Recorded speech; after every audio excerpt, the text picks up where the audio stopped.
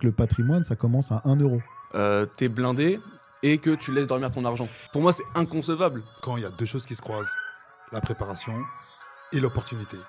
Et si t'es pas prêt, si tu prépares pas ton patrimoine, quand l'opportunité elle arrive, tu passes à côté. L'immobilier, c'est un très bon moyen de faire de ce qu'on appelle de l'épargne forcée, en fait. La gestion de patrimoine, c'était pour tout le monde.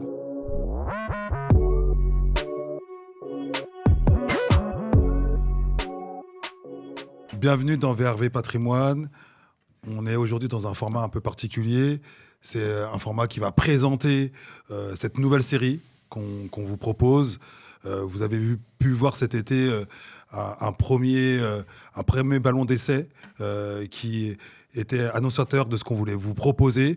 Et donc là, on y va les gars. On est en train de lancer une nouvelle saison avec ce format qui nous tient à cœur. Donc, on va un peu se présenter, on va parler tous les trois de notre vision du patrimoine. Comme c'est le début de l'épisode, comme d'habitude, abonnez-vous, laissez des commentaires, likez, partagez. N'hésitez pas à interagir sur tous les réseaux. C'est important que la chaîne soit visible. Et du coup, si vous souhaitez qu'on puisse produire de plus en plus d'épisodes, on a besoin du soutien de la communauté et de notre audience. Vraiment content de vous recevoir, les gars, autour de cette table. Parce qu'on sait que c'est une aventure qu'on va lancer là pour cette saison. On se présente. Thibaut, tu es un petit peu celui le modérateur qui va jouer le rôle de modérateur. Donc, à toi l'honneur. Donc Thibaut Caron, 21 ans, je suis en école de commerce. C'est ça. Et je m'intéresse de plus en plus à tout ce qui va être entrepreneuriat, tout ce qui va être forcément gestion de patrimoine, parce que pour moi, ça va de pair. Et voilà, plus tard, dans un futur plus ou moins proche, l'idéal, ça serait pour moi d'être entrepreneur. C'est pas le rêve d'une vie, mais l'objectif. Okay. C'est l'objectif. Ok. Tu veux t'essayer en tout cas, tu veux t'essayer en tant qu'entrepreneur. Ok, génial. C'est plus qu'essayer, c'est réussir en tant qu'entrepreneur. On te le souhaite, c'est beau. C'est beau, c'est beau. Nabil, tu te présentes ? Nabil, donc 38 ans, gestionnaire de patrimoine au sens large. Le beau gosse c'est ça, de l'équipe.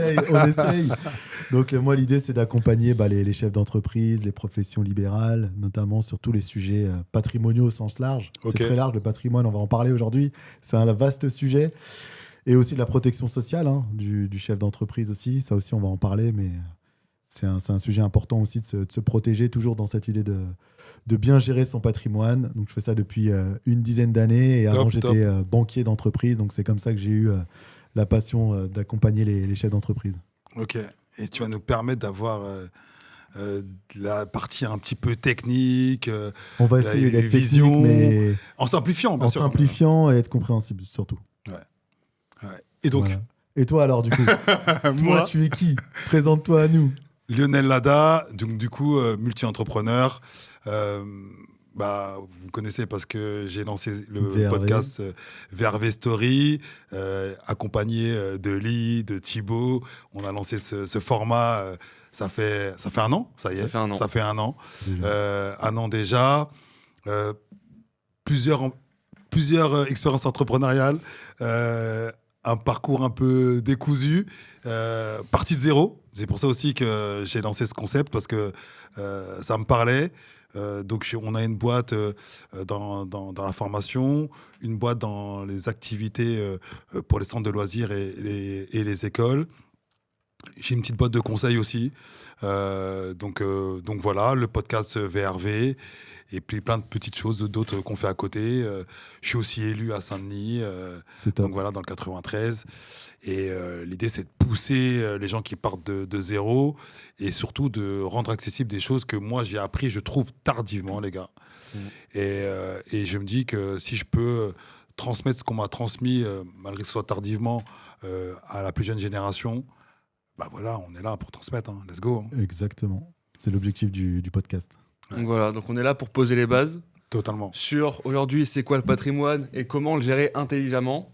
Donc déjà, moi quand je vous dis patrimoine, spontanément, vous pensez à quoi ? Il y a quoi qui vous vient en tête ? Quand j'entends patrimoine, j'entends derrière ça le mot patriarche, famille, Et donc, cette importance de créer quelque chose qui va rester, qui va se transmettre. Voilà. Ok. Voilà. Donc après,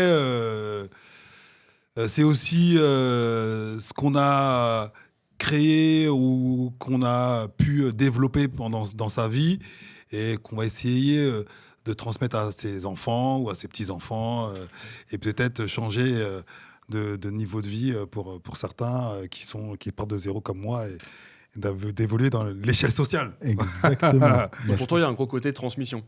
Fort. Ouais. Ok. Ah ouais. Non, les gars, je suis un taré sur ça. Moi, Ouais, sur ouais. la transmission, pour te dire, j'ai un blason de famille que je me suis fait. Je matrixe mes deux garçons C'est des valeurs, ouais, sur, bien sûr. sur Bien nos sûr. valeurs, sur notre vision, sur notre éthique. J'ai envie de construire un truc, tu vois, un peu à la dynastie, tu vois. C'est des rêves, hein, tu vois, mais Bien sûr. c'est comme ça, en tout cas, que ça me motive tous les matins de me lever pour les gamins. C'est ce qu'on appelle aussi le patrimoine immatériel, en fait. Ouais. C'est un peu comme un fonds de commerce. C'est-à-dire que c'est pas palpable, mais ça a une vraie valeur, comme une marque, ce genre de choses. Du coup, moi, par rapport au patrimoine, j'ai plus une vision presque comptable du patrimoine. Ah ouais. C'est-à-dire que moi, j'aime bien expliquer le patrimoine comme un bilan. C'est-à-dire que c'est pas ce que tu gagnes, le patrimoine, c'est ce que tu possèdes. Et dans ce que tu possèdes, en fait, il y a plusieurs types d'actifs. Dans ce que tu possèdes, tu as l'actif immatériel, ce que je te disais. Si demain, tu as un restaurant, par exemple, ton fonds de commerce, ta clientèle, c'est ton actif immatériel. D'accord ? Tu as ton actif matériel. C'est quoi ton actif matériel qui rentre dans ton patrimoine ? Ta voiture. Ça peut être ton immobilier, bien sûr. On va en parler, hein, le sujet d'immobilier. Ouais. Et ça peut être aussi tout ce qui est actif liquide, c'est-à-dire ton argent, tes comptes, ton livret. Mais aujourd'hui, ce qu'il faut savoir, c'est que le patrimoine, ça commence à 1 euro. C'est pas réservé qu'aux riches. C'est pas uniquement... Quand on dit patrimoine, on a l'impression que c'est un sujet dédié aux riches. Dédié aux riches, aux vieux et aux personnes qui ont accès, entre guillemets, à des endroits ou à des privilèges. Ouais, tu vois, il y a un côté privilège, tu vois, du patrimoine. Toi, tu penses quoi du patrimoine ? Ça t'inspire quoi quand tu entends patrimoine ? Bah, moi, à la base, patrimoine, c'était vraiment immobilier. Pour moi, ça s'arrêtait à ça. Pour moi, le patrimoine, c'était l'immobilier. C'était que ça. Et après, bon, voilà, je me suis renseigné, etc. Donc, forcément, il y a ce côté transmission que je trouve beaucoup. C'est une grosse base, j'ai l'impression. Et pour assurer ta transmission, il faut bien gérer ton patrimoine. Pour bien gérer ton héritage, etc. Pour tes enfants, tes petits-enfants. Et aussi pour plus tard préparer sa retraite, etc. Il y a tout ce côté gestion de patrimoine, vraiment gérer son argent, gérer ses biens, ses actifs. Alors toi qui as à peine la vingtaine, tu penses déjà à transmettre à tes enfants et du coup à ta retraite.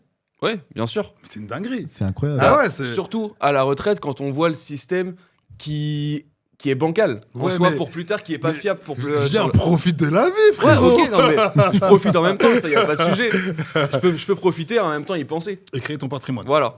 Ok. Et créer tes actifs. Mais c'est fou qu'à cet âge-là, déjà, tu sois aussi précis dans ce que tu veux faire. C'est top. Franchement. En soi, il faut, parce que quand tu vois, enfin voilà, comme je disais, le système, etc. Et puis même, on sait pas peut-être que dans 10 ans, je serai fauché ou millionnaire ou je sais pas quoi. Il faut penser à tout ça. Et donc, mais nous, à notre époque, on ne réfléchissait même pas. Ouais, mais ouais, à notre époque, on savait même pas ce que c'était que la retraite. Tu penses être fauché et te dire que si je suis fauché, j'ai derrière. Faut que je puisse rebondir. Ok. Tu veux un matelas de sécurité. Du coup, c'est de la sécurité. Toi, tu penses patrimoine en tant que sécurité. Alors que pour moi, c'est pas du tout de la sécurité, le patrimoine. Tu vois, pour moi, c'est je construis, je crée, et du coup, ça me permet d'avoir justement du poids pour faire des nouveaux deals. En gros, je dis pas que, mais on a déjà parlé avec Nabil. Moi, je suis capable de faire all-in pour un deal qui en vaut la peine. Ça veut dire que tu as une vision entrepreneuriale du patrimoine. Toi, tu utilises le patrimoine comme un moyen de développer ton business. Exactement. C'est ça. Ouais. Donc, et me dire qu'à un moment, s'il faut, les gars, il faut monter sur un gros plan et que j'ai pas les reins solides, je me dis attends. T'as vu, j'ai un appartement là, j'ai mis ça de côté sur une assurance vie, j'ai tel truc, et je peux pousser. Et je peux même peut-être te dire des choses qui me sont arrivées il n'y a pas si longtemps que ça. 2019, je suis un peu dans le dur avec ma première boîte, et à un moment, il faut prendre des décisions. j'ai pas de filet, j'ai pas de famille qui va me dire on va te payer ton loyer, on va se subvenir au moyen de ta famille.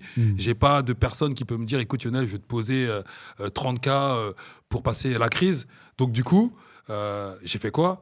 J'ai vendu un de mes appartements que j'avais à Sevran parce que justement, j'avais besoin de cash, tu vois, et ça m'a permis de passer cette crise. Et du coup, je me suis dit que j'ai fait le bon choix à l'époque de constituer du patrimoine très tôt. D'investir dans un actif. Exactement. D'investir dans un actif qui, en plus, va te permettre derrière d'avoir de la liquidité. Et aujourd'hui, il faut savoir que l'immobilier, c'est un très bon moyen de faire de ce qu'on appelle de l'épargne forcée, en fait, en quelque sorte. C'est-à-dire que je m'oblige tous les mois à rembourser mon crédit, ce qui me permet tous les mois de m'enrichir, puisque ton actif va se valoriser, tu te désendettes, et in fine, si demain, tu as un souci de trésorerie, tu peux vendre ton actif dans un délai de 3 mois, 4 mois, en fonction de l'actif et de la qualité de l'actif. On en reparlera dans un autre épisode, l'importance de la qualité de l'actif. Mais clairement, moi, c'est ce que je conseille à tous mes clients, c'est dans ta stratégie patrimoniale, ton immobilier, c'est un actif qui peut te servir pour ta résidence principale, mais aussi demain, si tu veux faire du business, ça peut être ce qu'on appelle un collatéral. Ça peut être une garantie pour la banque ou un moyen de vendre cet actif pour investir ou pouvoir avoir des besoins de trésorerie malheureusement à court terme. Et ça, c'est hyper important. Et tu vois, j'en ai connu plein, moi, de personnes qui avaient des très bons salaires, qui vivaient la vie d'un loca, qui dépensaient et qui, au moment où il fallait faire un choix ou qui pouvaient accéder à un business, ils n'avaient pas les reins parce que, OK, ils avaient peut-être leur appartement dans lequel ils vivaient et après, derrière, ils ne s'étaient pas projetés dans la construction de leur patrimoine ou d'assets, d'actifs qui leur permettent du coup de pouvoir avoir finalement saisir des opportunités. Okay. Souvent je dis, et je le répéterai souvent dans le podcast, que les gens aiment bien dire ouais Lionel t'as eu de la chance, ouais un tel il a de la chance, et je dis souvent à mes étudiants, parce que j'interviens aussi dans des écoles de commerce, qu'en fait la chance ça n'existe pas, en tout cas moi ce que je pense, c'est simplement quand il y a deux choses qui se croisent, la préparation et l'opportunité. Et si tu n'es pas prêt, si tu ne prépares pas ton patrimoine, quand l'opportunité elle arrive, tu passes à côté.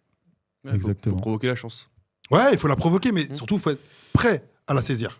Et si tu arrives à t'entourer aussi, d'être bien entouré aussi, parce qu'on t'a aussi donné des conseils, ou peut-être par l'exemple, parce que tu as pu voir, tu t'es dit, oulala, je ne vais pas faire la même erreur, donc je vais sécuriser. Et comment je peux sécuriser ? J'ai plein de moyens de sécuriser. Mais j'ai envie de te dire, c'est une stratégie, quoi. C'est comme une équipe de foot. S'il n'y a pas de stratégie, si tu ne sais pas où on va, on te met des joueurs un peu n'importe où, chacun fait ce qu'il veut, ça ira nulle part. Si tu as un poste défini avec une stratégie définie, tu maximises tes chances de réussir. Si tu regardes cette vidéo, c'est que tu es parti de zéro, tout comme moi. Pas de réseau, pas d'entrepreneur dans ton entourage, pas de contact fiable. Une vraie galère pour se lancer ou continuer à se développer. C'est pour ça qu'on a créé une plateforme, pour nous, pour vous. Elle s'appelle All Star Business. Le principe, c'est de te mettre en relation gratuitement avec les meilleurs. Le meilleur comptable, le meilleur webmaster, le meilleur leveur de fonds, le meilleur banquier.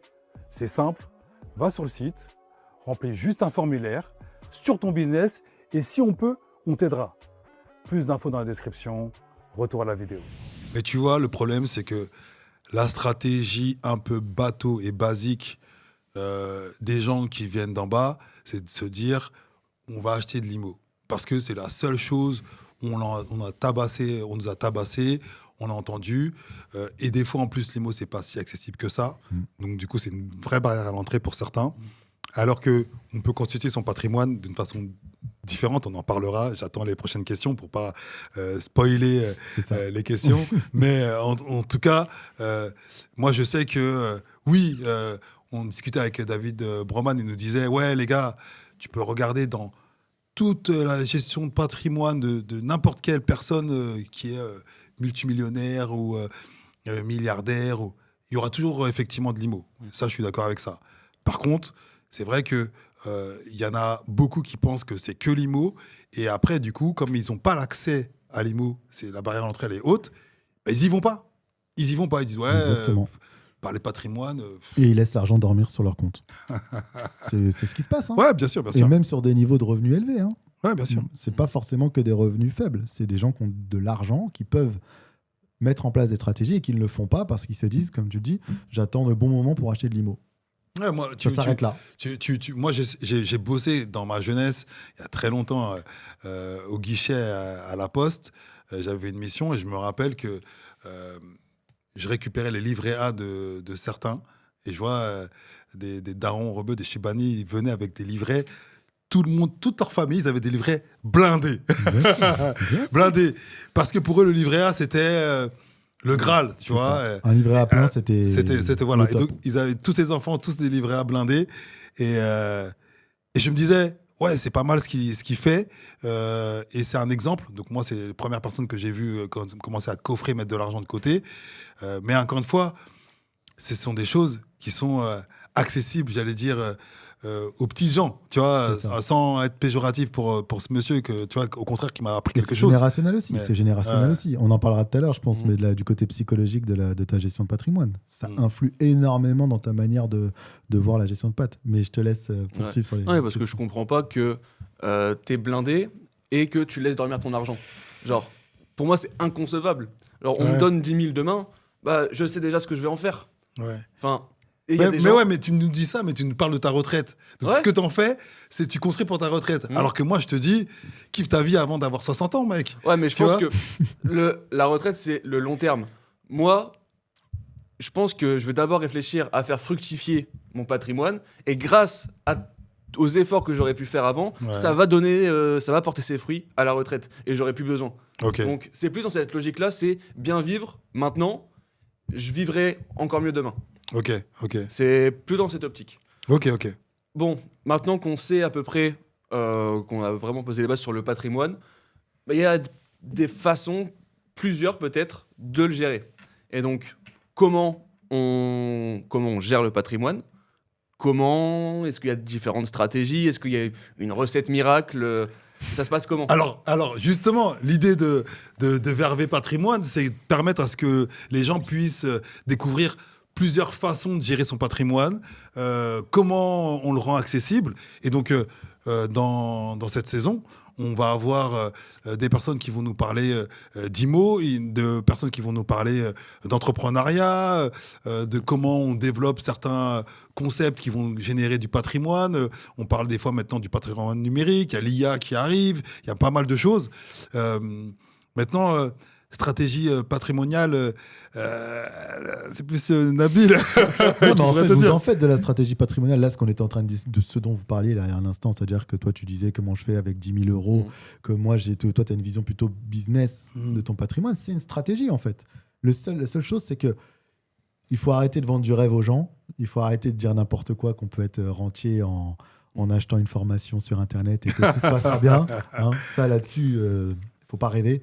Il faut juste être, comment dirais-je, cohérent dans ce qu'on dit. Un gestionnaire de patrimoine, c'est quoi son job ? C'est de discuter avec toi et déjà comprendre c'est quoi ton environnement. Je ne peux pas avoir la même stratégie avec toi qu'avec Lionel. Ce n'est pas du tout la même approche. Ouais. Pourquoi ? Vous n'avez pas le même âge, vous n'avez pas la même situation familiale, vous n'avez pas le même patrimoine. Je t'interromps. Tu n'as pas exactement la même stratégie. Mais si l'objectif, il est le même. À un moment, si on dit, hey, moi, mon patrimoine aujourd'hui, il te dit, moi, je veux être millionnaire, je veux être multimillionnaire, je veux être milliardaire. D'accord ? Allez, allons-y. Je veux être milliardaire. À un moment, tu es obligé d'avoir des stratégies qui sont... Alors, il y en a sûrement beaucoup, mais toi, tu as des croyances. Tu vas dire, écoute, pour être milliardaire, il faudra que tu commences comme ça. Lionel, il aura peut-être plus de difficultés à arriver parce qu'il part de plus tard dans la conception de son patrimoine.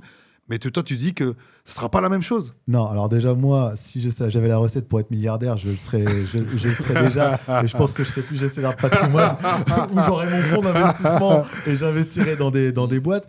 Mais je n'ai pas la recette miracle. Par contre, ce que je vais dire, c'est que moi, l'idée, c'est d'être cohérent et d'être réaliste par rapport à la situation au moment où on se parle.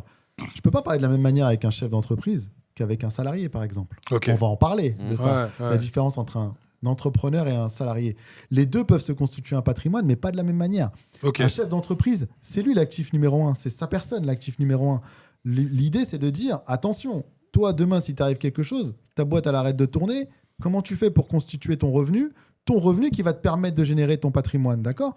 Alors qu'un salarié, lui, bon, sa personne, c'est pas la même approche. Il a un salaire tous les mois. Comment on va faire en sorte que ce salaire qui tombe tous les mois, tu puisses l'investir d'une manière cohérente ?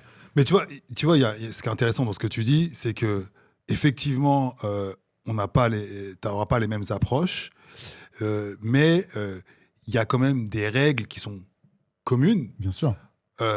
Tu vois, quand j'écoutais Thibaut, j'ai l'impression qu'il disait « Écoute, je vais constituer mon patrimoine pour ma retraite, je vais vivre comme un Inuit dans... » C'est à la mode aux États-Unis. Hein. Il y a une mode comme ça aux États-Unis où les gars veulent partir à la retraite à 30 ans et ils dépensent rien. Ils ne dépensent rien.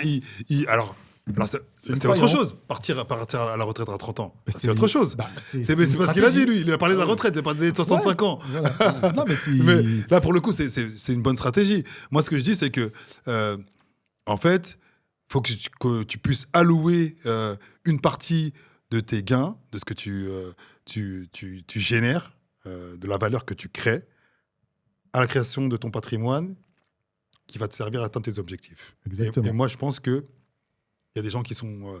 j'entends des jeunes souvent me dire, écoute, je mets tout pour, entre guillemets, dans la construction de mon patrimoine, je vais faire des coups, je vais investir en bourse, etc. Et puis, ils se retrouvent des fois à 29 ans en disant, bon, je n'ai pas construit grand-chose et surtout, je n'ai pas profité. Moi, je le dis tranquille. La vingtaine, on n'a qu'une seule fois 20 ans, les gars. Ah oui, non. Mais on se le dit, on n'oublie pas ça. On n'a qu'une seule fois 20 ans. Et donc, effectivement, il faudrait avoir cette capacité à se dire, OK, j'ai investi un petit peu parce que c'est important dans tel actif, dans un autre. Allez, on diversifie un petit peu. Et donc, on prend, moi je dis 30%, 33% de ce que tu gagnes. Voilà.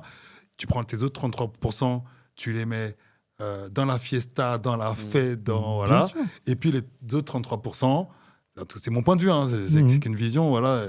Je dis pas que c'est ma stratégie, mais ça a pas été, c'était pas loin d'être ça. Pour les frais courants, les frais courants, la vie quotidienne. Mais je pense que ça, c'est une stratégie assez classique, ce que tu dis là. C'est une stratégie classique, sécuritaire, on va dire même équilibrée. Ouais. Aujourd'hui, tu as 3 types de profils. Okay. Tu as le profil prudent, il veut rien perdre, mais il accepte de gagner peu. Ça, c'est le profil prudent.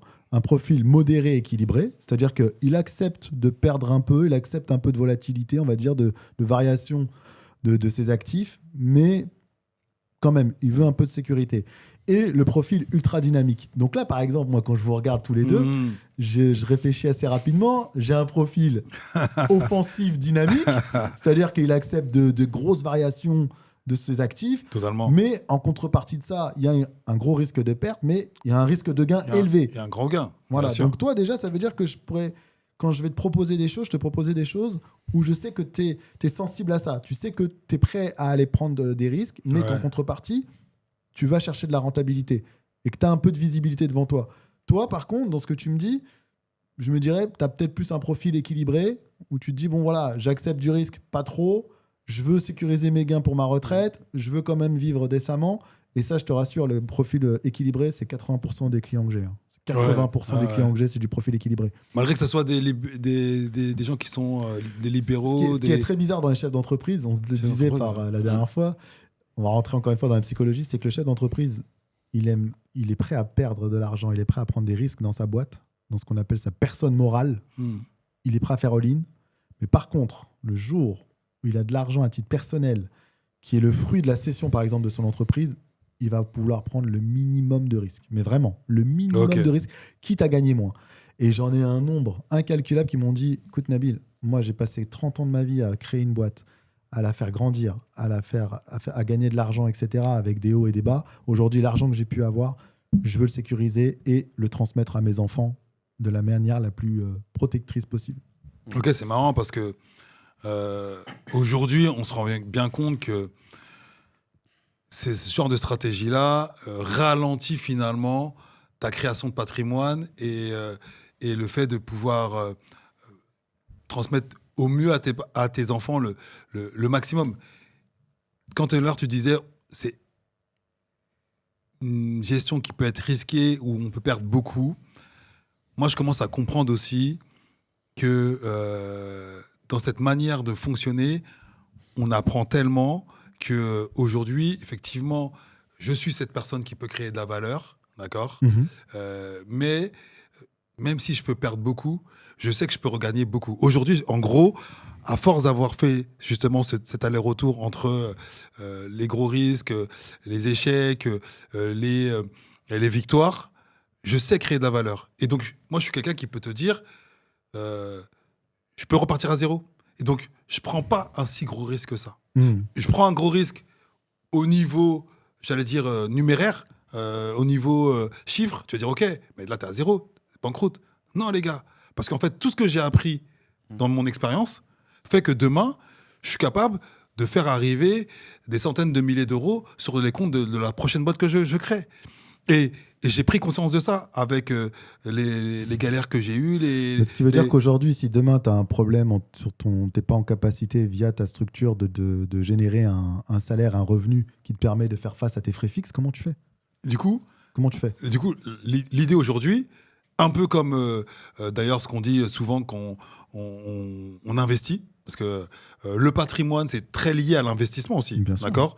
L'investissement, c'est la technique pour justement développer le patrimoine. On dit souvent, il faut se diversifier. Et ben, pour les entrepreneurs aujourd'hui, surtout en France, je pense, et j'en ai reçu plein dans VRV Story, il faut avoir plusieurs entreprises. On s'est rendu compte, en discutant avec plusieurs personnes qui ont suivi du coup les VRV Story de cette année, qu'il y avait énormément de profils d'entrepreneurs, multi-entrepreneurs qui étaient au micro et qui étaient aujourd'hui assez solides parce que justement, ils avaient un restaurant, une boîte dans le BTP. Ils se sont diversifiés. Ils se sont diversifiés. Une boîte de marketing, une boîte d'événementiel. Et donc, ça leur permettait de se dire, OK, si à un moment, par rapport à la crise, la conjoncture, ça bouge sur tel ou tel endroit, moi, j'ai de quoi me dire, OK. Et finalement, ils ont pris des risques, mais pas tant que ça. Mais c'est la réalité française. Ouais. Dans d'autres pays, on dira, reste focus sur une seule boîte, une start-up. Et d'ailleurs, c'est pour ça que notre start-up part aux États-Unis. Et je la développe à fond. Parce que voilà. Moi, j'ai deux choses par rapport à ce que tu viens de dire. Chez nous aussi, malgré tout, quand tu regardes les profils classiques, standards, et même au niveau des banques, on n'aime pas les profils multi-entrepreneurs.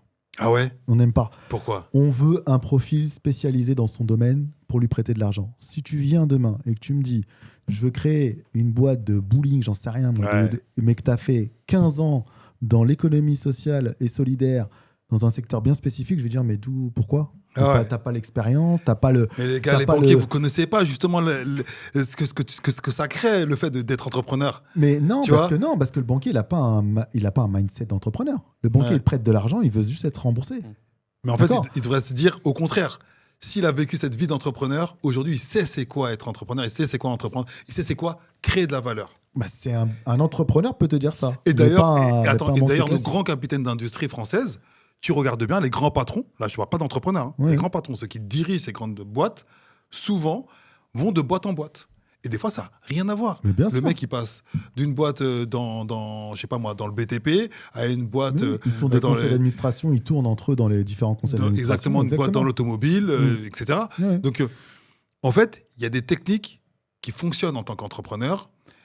C'est difficile de les écrire sur un bouquin. Et donc, c'est pour ça qu'effectivement, quand on parle des formations, même s'il y a des formations qui sont certaines peuvent être de qualité, il faut le comprendre et le vivre pour pouvoir, le palper et pouvoir le transmettre. C'est très particulier. Et le deuxième point, et après je te laisse rebondir, le deuxième point, c'est quand tu me disais que l'entrepreneur aujourd'hui, il est multi-entrepreneur. Ouais.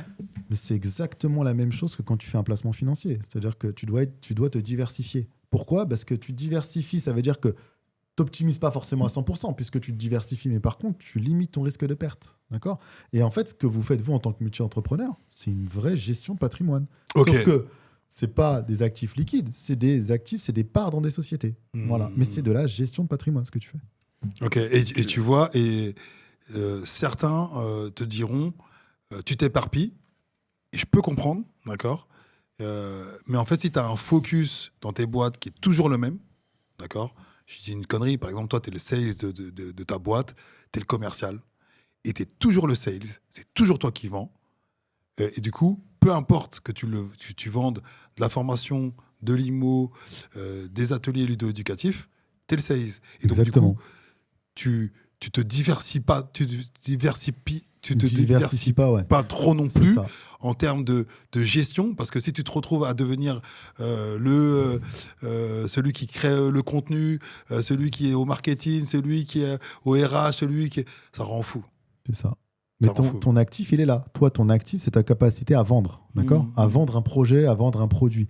Ça, que tu sois dans l'automobile, dans le bâtiment, dans le conseil, tu sauras le faire, d'accord? Par contre, c'est ton actif à toi. Et cet actif-là, c'est ton patrimoine et il faut le sécuriser.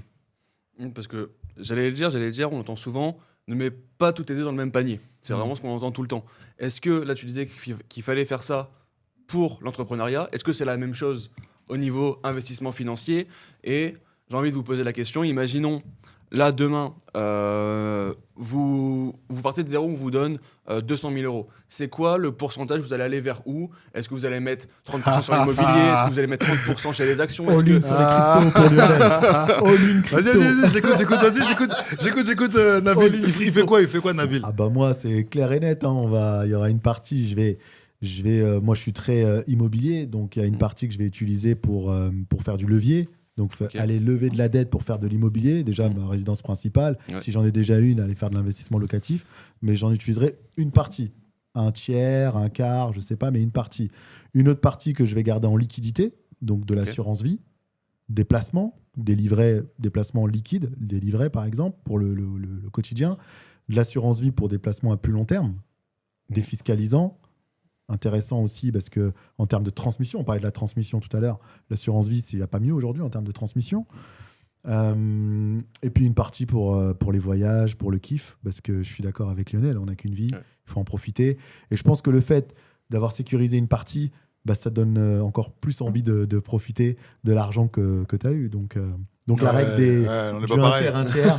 Grave pas de fou. Non, écoute, tu me donnes 200 000 euros, honnêtement. Je veux que ça se transforme en 2 millions d'euros, tu vois. Donc, du coup, je prends ces 200 000 euros.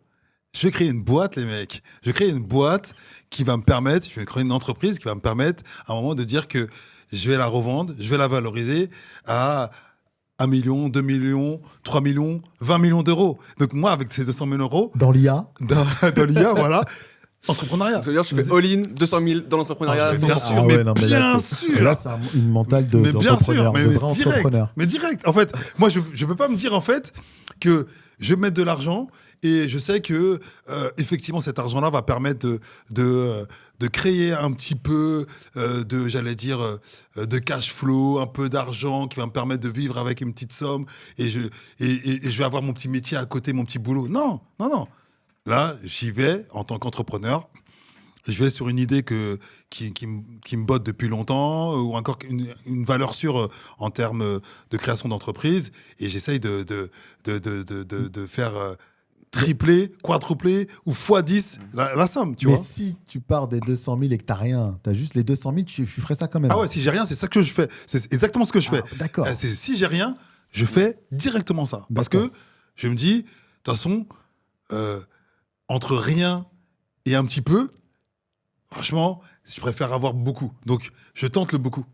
Tu vois ? Tout à l'heure, tu disais, il faut se diversifier dans les entreprises. Mais tu vas comprendre, parce que là, tu me dis, si j'ai rien, tu vas me poser la question, si j'ai rien. Donc, si j'ai rien, je mets tout sur une boîte qui va me permettre de constituer mon premier patrimoine, mon premier pilier. Et donc, du coup, cette boîte-là qui va me permettre de... Alors, c'est un risque, hein. Là, on parle de gros risque. Total. Voilà. Par contre, tu m'aurais dit, si j'ai 1 million d'euros, parce que tu as pris une petite somme. Oui, j'ai pris 200 000. J'ai pris 200 000. 200 000, tu fais pas grand-chose. Tu peux même pas acheter un appartement à Paris, à 200 000, les gars. J'achète rien. Tu vois, t'achètes rien. Donc, 200 000, je prends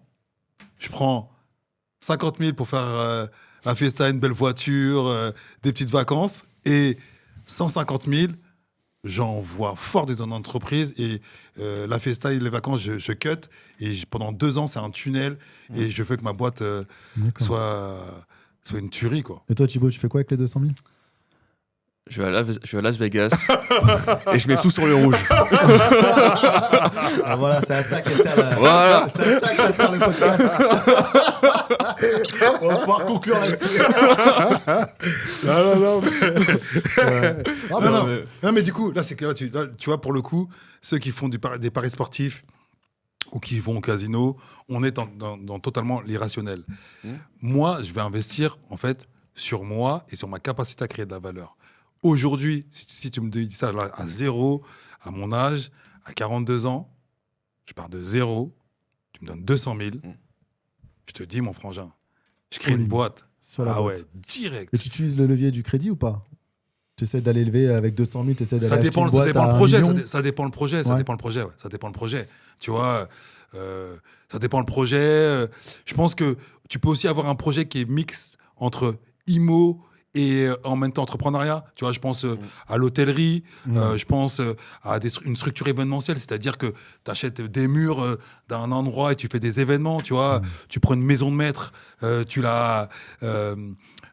l'équipes pour faire des réceptions, pour faire des salons, des événements de networking, etc. Et tu vois, comme ça, tu réduis ton risque en même temps. Exactement. Et donc là, si je prends une maison de maître, avec les 200 000, je vais lever de la dette pour ça, tu vois. Donc, j'ai un peu d'IMO, parce que du coup, c'est d'actifs dans la boîte. Un fonds de commerce. Et en même temps, je développe un fonds de commerce. Non, mais en vrai, plus sérieusement, je pense que je partirais plus vers ta stratégie d'entrepreneuriat.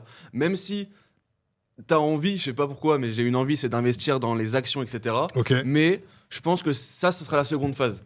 La première phase, c'est j'ai 200 000 gratos. Ok, vas-y, j'y vais, je me loupe. Tant pis, j'aurais rien perdu. C'est ce que je te disais. C'est clairement comme ça que je le vois. Et si je gagne, et ben ok, là, on va parler de stratégie patrimoniale, etc. Bien sûr. Mais ouais, c'est plus ça ma vision pour le Après, attention, il y en a certains qui ont été très prudents. Et donc, du coup, c'est la fable de La Fontaine. Hein. Le lièvre et la tortue. Donc, à un moment, effectivement... c'est une question de psychologie, en fait. C'est savoir comment tu vas y arriver. À mon âge, moi, ce que j'aime bien des fois, c'est quand je suis avec mon caddie à Paris-Nord et que je croise des gars avec qui j'ai grandi et qu'on échange sur nos parcours. On sait que certains, ils ont fait le choix des études longues. D'accord, c'est pas mon choix, vous avez compris. Pas du tout. J'ai même pas eu le bac. Donc, tu vois, voilà, fin de l'histoire. Il y en a qui ont fait le choix, effectivement, de rentrer directement dans l'entrepreneuriat. D'autres, le salariat. D'autres, le choix de la street. Hein. Moi, où j'ai évolué, les gens, ils sont allés dans la rue et ils ont dit, voilà, je veux devenir Pablo Escobar, tu vois, du quartier. Et à un moment, on se recroise tous à 40 ans. Et on voit nos choix. Et on voit nos choix, on voit nos arbitrages, on voit comment on a évolué. Des fois, il y en a certains, ils ont commencé avec les petites magouilles, mais après, ils ont dévié vers l'entrepreneuriat. Il y en a qui ont commencé dans le salariat, et après, ils ont dit, écoute, je reprends les études parce que je veux un vrai poste, et après, ils sont devenus des cadres de leur boîte, etc. Et donc, c'est super intéressant de comprendre qu'il y aura des moments d'étape où, et je le dis pour ceux qui ont la vingtaine, c'est 30 ans, tu vois où t'en es. 40 ans, tu vois, t'en es, 50 ans, tu vois, t'en es, tu vois. Et c'est bien d'avoir ces moments d'étape. Tu as des phases. Des phases, et en fonction de cette phase-là, tu n'auras pas les mêmes besoins. C'est pour ça que quand tu es conseillé par quelqu'un, il faut que cette personne-là, tu puisses l'avoir dans le temps, surtout, et qu'il puisse comprendre aussi qu'il y a des phases. Parce que tu peux pas venir en one-shot comme ça et donner la réponse en disant investis là-dedans, c'est sûr, tu auras toujours raison. Non, ça dépend de ta situation, ça dépend de tes phases. L'immobilier, c'est un sujet important, mais il n'y a pas que l'immobilier dans la constitution de la gestion de patrimoine. L'investissement dans l'entreprise, c'est important.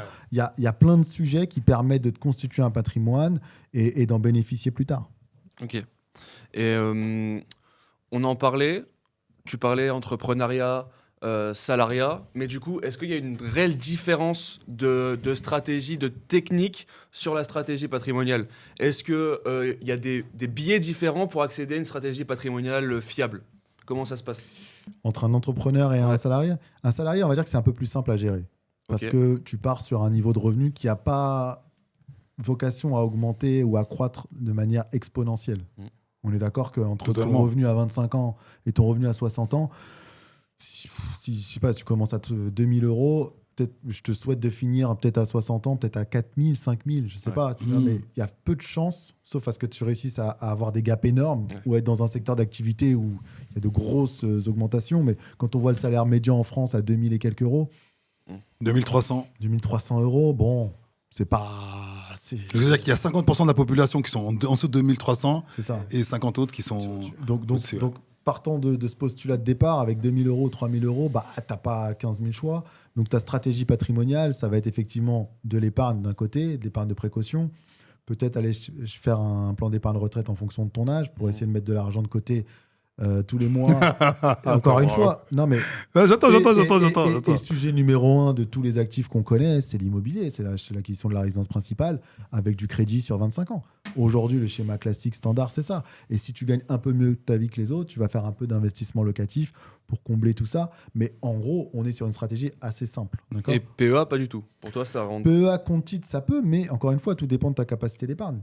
Encore une fois, quand je te parle de quelqu'un qui gagne 2-3 000 euros, après, si il est en couple, si il n'a pas d'enfant, etc., effectivement, il n'a pas de crédit, il a un loyer qui est faible, etc., ça décuple ses capacités d'intervention. Mais c'est pour ça que c'est très important dès le départ de bien connaître son foyer fiscal, de savoir qui il y a dedans et qu'est-ce qu'on peut faire. Mais au global, sur un profil salarié, le champ des possibles, il est quand même limité. Alors moi, je te dis comment je ferais. Écoute. Là, on parle de entrepreneur. Non, mais c'est même pas ça. C'est... Je pense qu'effectivement, constituer du patrimoine, il y a cette idée de diversifier. Donc, effectivement, si je devais donner un conseil, je sais pas, à un petit frère ou à un proche, je dirais, écoute, dès que tu as un CDI, déjà, achète quelque chose. Fin de l'histoire. Dès que tu as un CDI, ne me dis pas, ouais, mais achète quelque chose, même si tu n'y vis pas, achète quelque chose. Déjà, premier conseil. Ensuite, je dirais aussi, quand tu as de l'argent, plutôt d'acheter une montre éclatée au sol, mais qui est sympa, de diesel ou je sais pas quoi, commence à chercher des belles montres qui vont rentrer dans ton patrimoine. Achète-toi une petite... on va dire une petite Omega, même il y a des belles Tissot. Achète-toi des petites choses que tu vas garder. Et donc moi, ça fait partie de ce que j'appelle aussi du patrimoine, même si ça peut perdre de la valeur un peu, etc. Ça reste des petites choses que tu peux garder, d'accord ? Ensuite, je lui dirais quoi ? Je lui dirais, écoute, ce qui pourrait être sympa aussi de faire, c'est de pouvoir, avec l'argent que tu as un peu mis de côté, essayer quand même d'acheter des actions dans des entreprises que tu connais depuis que tu es né, que tu consommes, auxquelles tu crois, auxquelles tu sais qu'il y a peu de chances qu'elles tombent à zéro. Elles peuvent tomber à zéro, mais il y a peu de chances quand même. D'accord ? Et donc, je ne vais pas citer de nom parce que voilà, mais tu regardes dans le CAC 40 ce qui se passe, tu regardes les 10 premiers. Voilà, non, mais tu regardes les 10 premiers et tu te dis, écoute, non, mais même sans faire ça, parce que là, tu commences à avoir une stratégie. Tu consommes quoi ? D'accord ? Tu consommes quoi ? Qu'est-ce qui te parle ? Tu consommes du Apple ? Bah alors, essaye de prendre des actions chez Apple. Tu bois du Coca, tu bois, je sais pas moi, du Perrier, tu bois ce que toi-même tu consommes et tu estimes de qualité. Bah, pourquoi t'investis pas ? Parce que tu sais que cette boîte fait des choses de qualité. Et en plus, tu suis ses produits, tu vois. Donc moi, j'aurais fait... en tout cas, j'aurais conseillé comme ça sur la question des actions, tu vois. Des trucs très simples. Et puis ensuite... Et encore plus simple. Enfin, en soi, tu prends tout ce qui est ETF, où il va y avoir par exemple le SP500, où il y a les 500 meilleures entreprises des États-Unis qui sont basées dans la tech, donc il y a Apple, il y a Microsoft, etc. Ça permet de diversifier tes actifs, et en même temps, du coup, ça réduit les risques, j'ai l'impression. C'est un peu comme ça que je le vois, au lieu de mettre 1000 euros sur Apple, bah non, tu mets 1000 euros dans l'ETF, t'auras du Apple, mais t'auras aussi plein d'autres choses. Ouais. Mais moi, encore une fois... C'est une stratégie qui plaît bien, surtout à la nouvelle génération. Les ETF, il n'y a pas de souci, c'est très sympa. Et en plus, il y a peu de frais, etc. Donc, c'est cool. Mais ce que je dis, c'est que faire des choses où on a la maîtrise, tu vois. C'est comme je disais la dernière fois, si tu vas acheter un appart, si on te dit, ouais, il y a un super appart vers Grenoble, tu peux aller regarder. Non, achète à côté de chez toi. Tu vois, commence par ce que tu connais. Tu connais, tu maîtrises. Mets un ticket sur ce que tu sais. Tu connais, exactement. Et après, tu verras petit à petit, tu iras regarder parce que Je trouve que tout ce qui est ETF, c'est bien pour commencer dans les marchés, pour commencer à se faire une idée. Mais très rapidement, tu te rendras compte que tu auras envie d'aller chercher la petite pépite qui est en train de se développer dans tel ou tel secteur parce que c'est un secteur qui te plaît. Ou de te dire, bah tiens, moi j'ai envie d'acheter du Air Liquide, j'ai envie d'acheter du LVMH, j'ai envie d'acheter du Total parce que je sais ce que c'est, je sais que c'est un des besoins concrets et que quoi qu'il arrive, dans 20 ans, ils seront encore là. Ouais, mais achète ce que tu connais. Ouais. Pareil aussi, dans le patrimoine, en tout cas dans les choses que je pourrais donner comme conseil, si c'est pas du conseil, en tout cas, je dirais à mon petit frère, bah écoute, investis aussi dans des entreprises. Si tu as un pote à toi qui a un projet, toi t'es pas trop chaud entrepreneur et tu crois en lui et tu peux le pousser, bah prends des petites parts. Il plante son truc. Prends des petites parts, commence à tenter, tu vois. C'est exactement ça. Prends des petites parts. Ouais, tiens, j'ai un projet. Ah, ok, t'as besoin un peu de fraîche. Tu vois, on parlait de 200 000. Là, petite somme, hein. J'ai 5 000 euros, tu les poses. J'ai 10 000 euros, tu les poses. Mais c'est l'équivalent du private equity, ce que tu me dis là. Aujourd'hui, on parle de private equity, on donne des noms anglais, mais c'est exactement ce dont tu parles. Ouais, mettre un ticket dans une boîte en espérant que cette boîte, quand on la revend... Mais encore une fois, des gens que tu connais, des choses que tu connais, que tu maîtrises. C'est ça. Et tu vois, moi, c'est comme ça que je ferais. Et après, le dernier actif, qui est un nouvel actif pour moi qu'il faut regarder, d'accord ? Ce sont effectivement ce que je vais appeler, j'avais même ça appelé du patrimoine numérique, les gars. Je ne sais pas si ça existe. Si, c'est ça. Effectivement, il y a la crypto, mais au-delà de la crypto, il y a les NFT qu'on connaît aussi, d'accord ?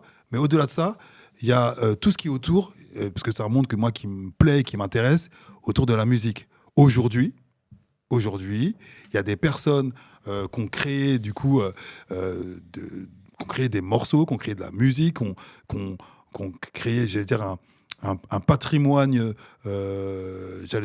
audio, d'accord, qui s'écoute à l'infini. Avant, notre génération à nous, Nabil et moi, tu vendais un CD, une fois qu'il était vendu, les gens pouvaient l'écouter à l'infini, mais toi, tu gagnais plus d'argent, d'accord ?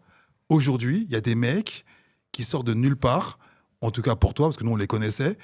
Si je te dis Lionel Richie, peut-être tu t'as entendu parler, mais il y en a plein qui vont dire « je connais pas ». J'ai posé la question à des jeunes dans une classe d'école de commerce, ils m'ont dit bah, « non, c'est pas c'est qui ».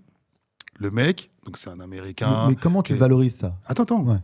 C'est un Américain qui a une grande carrière dans les années 70, 80, imagine, hein. Il y a toujours 11 millions de personnes qui l'écoutent. Le mec dort. Il y a des milliers d'euros qui comptent sur son tombe. Et donc, du coup, pour moi, c'est un nouveau patrimoine, ça. Pour moi, c'est du nouveau patrimoine. En plus, qui génère... Ce patrimoine-là, aujourd'hui, tu peux le vendre. Comme il s'appelle Dawala de Section d'Assaut, en tout cas, le producteur de Section d'Assaut, il a vendu ses albums. Okay. D'accord ? Et donc, on est en train de créer du patrimoine numérique. Là, c'est un exemple, la musique. D'accord ? Mais c'est pour comprendre aussi que, même vous, là, vous êtes autour d'une table, les gars. Vous êtes à travailler sur votre branding. En fait, ça y est, les gars, on crée du contenu. On est dans le monde du numérique. D'accord ? On crée des marques. On crée des choses qui peuvent être revendues. Et donc, du ça, pour moi, c'est immatériel. Immatériel. C'est ça, et qui peuvent être revendues. Toi, t'appelles ça patrimoine immatériel. C'est ça, exactement. Okay. Mais c'est exactement ça. Comme aujourd'hui, tu peux diversifier dans des sujets comme les bois, les forêts, les œuvres d'art. Tu parlais des montres tout à l'heure. C'est un vrai sujet, les montres. Les voitures de collection. Tu as énormément de sujets dans lesquels tu peux investir où tu n'as pas forcément besoin d'être un millionnaire parce que maintenant, ils créent des structures pour que tu puisses acheter des parts de ces choses-là quand ça coûte très cher. Ça te permet de diversifier. Là, encore une fois, tu es dans une stratégie de se dire, je vais y aller, est-ce que le courtier qui va me mettre en relation, il est viable ou pas ? Moi, je te dis, faire des choses, pas à l'instinct, mais rassurantes. Tu vois, tout ce que je te disais là, c'est du rassurant. C'est de se dire, écoute, je vais faire des choses sans me mettre tout de suite dans des choses un peu complexes. C'est clair, il y a le biais psychologique de ton approche d'une gestion de patrimoine, de qu'est-ce que c'est qu'une bonne gestion de patrimoine et quel est le niveau de risque que je suis prêt à prendre. Ok, et du coup, tu parles de psychologie. On rentre dedans, là. Parce que moi, au départ, je comprenais pas. On en parlait pour préparer l'émission. Et moi, je te disais, ok, mais pour ça vient faire quoi ici, la psychologie ? Tu vas comprendre. Sur le canapé, tu es psychologue. Nabil, le psychologue. Le psychiatre. Mais du coup, en pourquoi la psychologie, ça a des conséquences sur ton patrimoine, sur ta gestion. Pourquoi? Mais c'est énorme. Imagine, là, on parlait d'actions, de marché des actions. Quand ça baisse, quand il y a un crack, qu'est-ce qu'il fait l'être humain? Il a peur, il est en panique. C'est normal. Tu vois ton je sais pas, moi, tu avais un compte titre qui valait 100 000 euros. Crack boursier, il tombe à 30 000 euros. Tu fais quoi? Tu gardes ou tu vends? Moi, en fait, tu peux pas savoir, je pense. Tu peux pas savoir. Tu commences à suer. Donc après, effectivement, tout dépend de est-ce que c'est 100 000 euros sur un patrimoine de 10 millions ou est-ce que c'est 100 000 euros sur un patrimoine normal, on va dire, j'en sais rien, de 200 ou 300 000. Mais quoi qu'il arrive, à un moment, tu as un biais psychologique. Et quand tu investis, c'est exactement ça. Donc aujourd'hui, il faut vraiment connaître la personne, voir son biais. Tu vois, un mec comme Lionel, demain, ça descend à 30 000, il va te dire... il va me dire, mais attends, ça va remonter. Ça va faire x2. On parle et d'ailleurs, je le dis tranquille parce que je sais qu'elle ne regardera pas le podcast. Je le dirai pas à ma femme parce que si je lui dis, frérot, elle va me faire un pressing. Restons calmes. Non, je dis même pas. Et tu vois, quand ça sera en haut à 200 000, d'accord, c'est là que je lui dirais, hey, tu sais, c'est tombé à 30 000. Tu sais qu'à un moment, c'était tout en bas. Mais tu vois, il y a eu le Covid, par exemple. C'était tout le monde il y a eu un grand vent de panique après le Covid parce que les marchés ont chuté. Mais tous ceux qui ont gagné de l'argent, c'est ceux qui ont acheté à ce moment-là. De ouf. Et tout le monde le sait, ça. Tout le monde te dit qu'il faut jamais vendre quand ça baisse et toujours acheter quand ça... Mais psychologiquement, c'est dur de se dire, je suis en plein Covid, tout est fermé, je vais aller m'amuser à aller acheter des actions. Après, encore une fois, il y a quand même... faut pas prendre non plus des risques inconsidérés. Et je pense que à un moment, si tu vois que tu as investi dans un pays où la guerre, elle pète et que tu sais pas comment ça va se terminer, bon, faut sécuriser.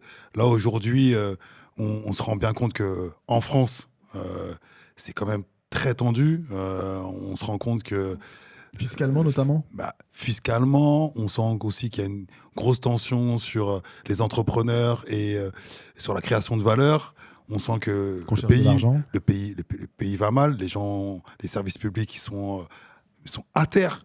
Donc, il y a des gens qui partent. Moi, j'ai une pote à moi qui est à l'aéroport de Roissy et qui travaille pour les douanes. Et elle me dit qu'elle voit régulièrement des familles entières partir. Un aller simple, ils partent dans des destinations où vivre des nouvelles aventures. Donc, il faut quand même avoir aussi, même si on est prêt à prendre des risques, aussi du bon sens. À un moment, il ne faut pas non plus... Bien sûr. On n'est pas au casino. Exactement. Ok, mais du coup, ce côté psychologique, il est aussi bien dans l'investissement financier que dans l'entrepreneuriat aussi, je pense, parce que ok, tu peux avoir peur dans les instruments financiers, mais l'entrepreneuriat, t'es persuadé que ton idéal va marcher, t'es persuadé, t'es sûr, t'es à fond. Ouais. Au final... ça se plante. Moi, ça m'est arrivé, ouais. Bien sûr. Donc, et ça, si t'étais rationnel, ça n'arriverait pas. Ouais, mais ce qui est intéressant, c'est que t'apprends... En fait, la différence de l'entrepreneuriat, c'est que t'apprends beaucoup de choses, tu crées...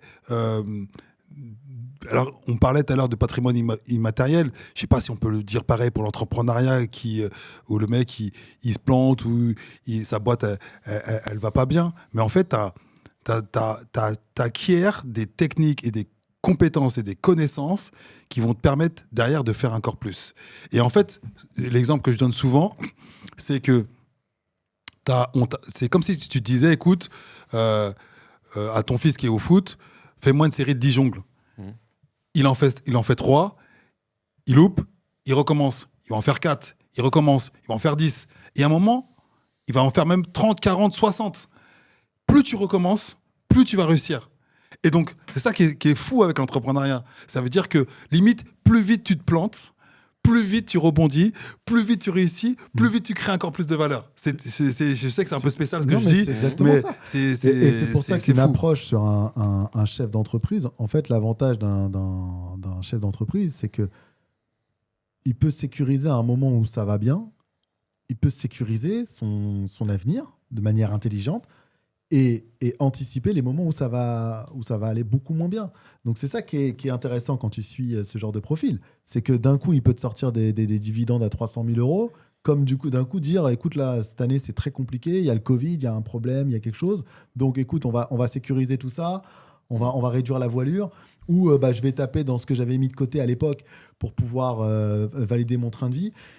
Et c'est pour ça que le champ des possibles sur ce type de profil-là, en gestion de patrimoine, c'est énorme. Pourquoi ? Parce que, comme tu dis, tu as un rapport risque-rentabilité qui n'est pas du tout le même. Quand ça marche bien... Parce qu'on entend beaucoup dans l'entrepreneuriat, ouais, il faut échouer pour réussir, ou enfin, grosso modo, c'est ça. Est-ce que dans la gestion de patrimoine, il y a aussi ce côté, ok, si j'échoue, je recommence, parce que c'est pas la même chose. Non. C'est pas la même chose. Ouais, c'est pas la même chose, non. Non, mais par contre, moi, j'ai des exemples de personnes qui, effectivement, ont investi sur les marchés au mauvais moment et qui, aujourd'hui, fort de cette expérience-là, ils sortent pas forcément du marché. Ils continuent à y être, mais avec cette expérience-là de se dire, il y a un temps long, il y a des choses à faire, il y a une stratégie à avoir pour justement faire attention à ce type de risque-là. En fait, c'est juste de se dire, OK, je l'ai déjà vécu, voilà ma stratégie maintenant pour que quand je vais revivre cette situation, ou si je risque de revivre cette situation-là, je puisse prendre les bonnes décisions. Totalement, et l'entrepreneuriat, c'est exactement pareil. C'est-à-dire que tout va mal, soit tu arrêtes tout, soit tu te dis, attends, je l'ai déjà vécu cette situation. J'ai vécu. Donc là, je vais pas faire la même erreur que la dernière fois. Je vais plutôt faire ça, je vais mieux m'entourer et je vais... Bien sûr. Ça. Au bout d'un moment, tu peux pas tout faire tout seul et il faut que tu aies, une expérience, toi, personnelle de la chose et deux, avec ton expérience personnelle et tes envies aussi, tes convictions. Il y a un côté conviction, on parle de psychologie, il y a un côté conviction. Moi, je veux investir dans tel secteur. Moi, mon niveau de risque maximal, c'est ça. Et il faut le suivre. Mais pour pouvoir être bon là-dedans, il faut qu'il y ait un vrai échange et il faut que tu puisses avoir quelqu'un en face de toi qui te suivent dans le temps. Parce que d'où le côté psychologique, du coup. c'est ça. Okay. Ce que tu penses là, maintenant, à la vingtaine, on se revoit dans 10 ans, peu de chances que ce soit la même chose. En tout cas, ce qui est intéressant, c'est que ces conversations qu'on est en train de lancer, on va les avoir dans notre podcast. Exactement. Toute la saison, tu vois. C'est vraiment avoir avec des invités qui vont vraiment rentrer dans le, j'allais dire, dans les détails, dans la finesse des fois de leur choix, dans la finesse de comment on crée de la valeur. Parce qu'en fait, VRV Patrimoine, ça va être aussi un truc, c'est comment je crée de la valeur. D'ailleurs, on a 3 formats. VRV Story, c'est vraiment pour permettre à notre audience de voir des personnes qui partent de zéro et les mettre en valeur, ces personnes qui partent de zéro et qui ont explosé, et leur donner un peu le parcours, le chemin. Exactement. VRV Business, on va parler plutôt des entrepreneurs qui sont dans le dur et parler justement de ces choses qu'ils ont fait, qui les ont fait peut-être pivoter, faire des meilleurs choix. On va rentrer dans la technicité finalement du business. Des tips business. Exactement. Et VRV Patrimoine, c'est la création de valeur. Comment on crée de la valeur, comment on crée... les gars, comment on crée du bif, les gars? comment on crée du khalis? Et donc, c'est ça, en fait. Et donc, c'est se dire, à un moment, on crée du patrimoine, alors, pour des objectifs, mais c'est comment on fait. Et c'est pour ça qu'on aura plein de conversations autour de ça, tu vois. Exactement. Et il faut qu'on ait cette idée en tête de se dire que... en tout cas, c'est ce qu'on va se promettre auprès de notre audience. Il faut qu'on simplifie les choses pour qu'ils puissent accéder. Mais je pense qu'on est dedans. On est dedans. On est dedans? Ouais, ok. Bon, je sais pas si tu as d'autres questions. Est-ce que tu as peut-être une question, un petit truc? Une conclusion? Une conclusion. Qu'est-ce que tu retiens de tout ça, en gros? Attends, tu poseras la question. Je veux dire déjà, est-ce que tu as une petite question déjà? Non, parce que moi, la dernière question que j'aurais voulu aborder, c'était l'évolution du patrimoine, l'évolution de la gestion de patrimoine. Avant, moi, de ce que j'entends, c'est ouais, t'as ta maison, c'est bien, c'est fini. Maintenant, ça a vachement évolué. Ça bouge. Encore plus, moi, on entend chez les jeunes le crypto, tout ça. Vous, c'est bien, c'est bien. Vous, c'est plus action, plus dans le physique, plus dans le dur. Est-ce qu'on peut en parler de ça, de ce côté évolution et à quoi on tend encore plus dans le futur? Ouais, moi, je pense que sur la question d'évolution dont tu parles, alors, on aura des invités qui vont encore mieux nous en parler parce qu'on a déjà tourné certains épisodes. Mais il y a une vraie chose à prendre en compte, c'est que on ne peut pas constituer un patrimoine en faisant fi des évolutions de la société. Et donc aujourd'hui, on est obligé de les prendre en compte, que tu aies 40, 60 ou même 80 ans. Et donc, oui, vous avez raison, d'accord. Ceux qui restent bloqués sur leur... voilà, je pense que ce seront malheureusement les perdants des futures années. On verra si l'avenir me donne raison ou pas. Donc voilà. Ok. Et moi, je rejoins ce que dit notre ami, c'est qu'aujourd'hui, je vois déjà qu'il y a beaucoup plus de curiosité de la part des clients en général. Les gens sont beaucoup plus curieux, il y a beaucoup plus d'informations, l'accès à la formation est plus large. Il y a un gros sujet, effectivement, crypto-monnaie, etc. Et aussi, entrepreneuriat, évidemment. On sent que c'est au-delà d'un effet de mode. On sent aussi qu'on rentre dans une période où ta génération, elle perçoit l'entrepreneuriat comme quelque chose de valeur. C'est quelque chose qui crée de la valeur, là où notre génération à nous, je pense, était beaucoup plus centrée sur le salariat. Ouais. Donc c'est parfait parce que ça, comme je te dis, ça démultiplie le champ des possibles. En tout cas, c'est important que tu sois autour de la table. C'est pour ça que sur cette saison-là, tu seras autour de la table avec nous. Merci les gars. Merci à tous. C'est vraiment top. On lance un vrai truc. J'espère que ça va plaire. J'espère que ça va vous plaire. N'hésitez pas à poser des questions, hein, si vous avez des questions. Posez des questions. Sur les réseaux, Insta, TikTok, laissez des étoiles sur Apple Podcast parce que maintenant on est sur Apple Podcast. C'est pas Thibaut. Voilà. Laissez les étoiles, les étoiles, les likes, les partages. On est accessible. Vous savez aussi qu'on a lancé All Star Business, du conseil. On est là avec vous. On espère que vous avez kiffé la mise en relation. On espère que vous allez kiffer. Et j'aimerais rajouter un truc, c'est que on a bien compris que la gestion de patrimoine, c'était pour tout le monde. Tout le monde. Donc, qui que tu sois derrière ton téléphone, ton ordi, que tu sois étudiant, que tu sois PDG, que tu sois quoi que ce soit, vas-y, abonne-toi. Abonne-toi, mets la cloche et comme ça, il y aura forcément des épisodes qui vont te plaire. Ouais, donc voilà, vraiment, la gestion de patrimoine, c'est pour tout le monde. C'est vraiment la chose qu'il faut faire. Qu'il faut retenir. Merci les gars. Merci à tous. Merci.